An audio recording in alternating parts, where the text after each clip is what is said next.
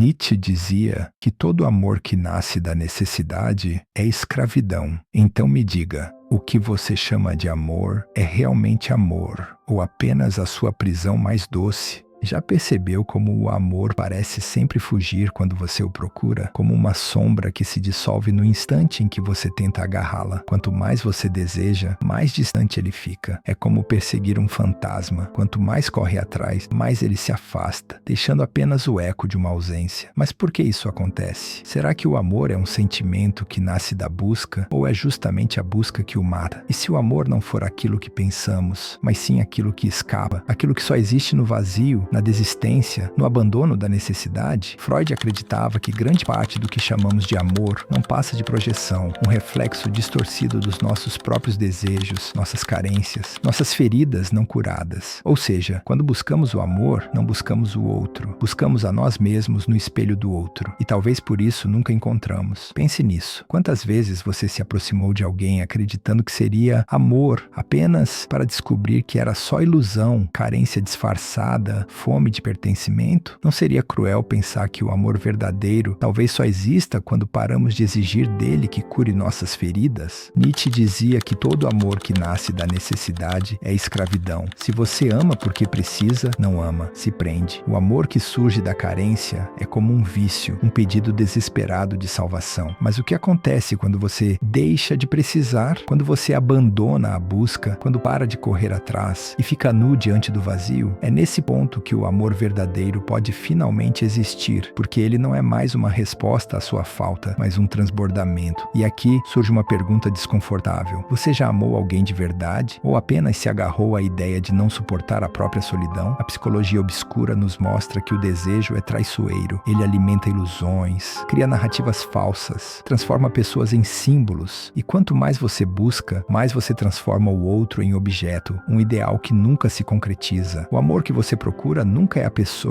mas o que sua mente inventa sobre ela. Não é estranho perceber que quase sempre não nos apaixonamos por pessoas reais, mas por fantasmas que projetamos nelas? E se for por isso que o amor só surge quando você não o deseja mais? Porque apenas quando você para de transformar o outro em objeto, ele pode se revelar como sujeito. Somente quando você larga a ilusão de preencher o vazio, alguém pode existir diante de você sem a máscara da sua necessidade. Mas pense bem, o que aconteceria se todos nós parássemos de buscar? Será que o amor sobreviveria? Ou ele se dissolveria junto com nossas ilusões? E se a verdade cruel for essa? O amor não é um encontro, é uma renúncia. Schopenhauer via o amor como o maior truque da vida, a armadilha da natureza para perpetuar a espécie. Segundo ele, todo romance é uma farsa biológica, um disfarce do instinto de reprodução. Se isso for verdade, então o amor que buscamos é só uma ilusão genética. E é por isso que ao desistir, você toca algo diferente. Não mais a programação da espécie, mas um afeto que escapa ao cálculo. Um encontro que não serve a nenhum propósito. Não é perturbador imaginar que o amor só pode ser real quando não serve a nada? Quando ele não é busca, nem salvação, nem futuro, apenas presença? Mas então, o que isso significa para você? Que talvez o amor que tanto deseja nunca chegará enquanto continuar desejando. Que enquanto continuar esperando por ele, vai permanecer prisioneiro de suas próprias projeções. E que apenas quando desistir, quando se entregar ao silêncio da solidão, quando aceitar o vazio, ele poderá surgir como algo inesperado, brutal e livre. Você já se perguntou se o amor que viveu até hoje foi realmente amor ou apenas medo de ficar só? Quantos relacionamentos não passam de pactos silenciosos contra o vazio? Dois corpos se agarrando não porque se encontram, mas porque não suportam se perder. Não seria essa a forma mais comum e mais triste de amar? Talvez por isso o amor verdadeiro seja tão raro, porque ele exige algo quase impossível: desistir da ilusão, abandonar o desejo de preencher e simplesmente estar. Ele não aparece quando você caça, mas quando você já não precisa caçar. Ele não é fruto do esforço, mas da rendição. E aqui fica a pergunta que talvez nunca queira responder. Será que você já amou alguém ou apenas amou a si mesmo, refletido nos olhos de outra pessoa? Se a resposta for dolorosa, talvez seja porque a verdade é mais cruel do que nos ensinaram. O amor não é aquilo que buscamos. O amor só nasce quando não buscamos mais. E talvez seja por isso que tão poucos o encontram. O vazio que você foge é o mesmo espaço onde o amor real poderia habitar. Mas será que você tem coragem de encará-lo sem fugir? Agora, me diga, quando você pensa em amor, está pensando em alguém ou no medo de estar sozinho?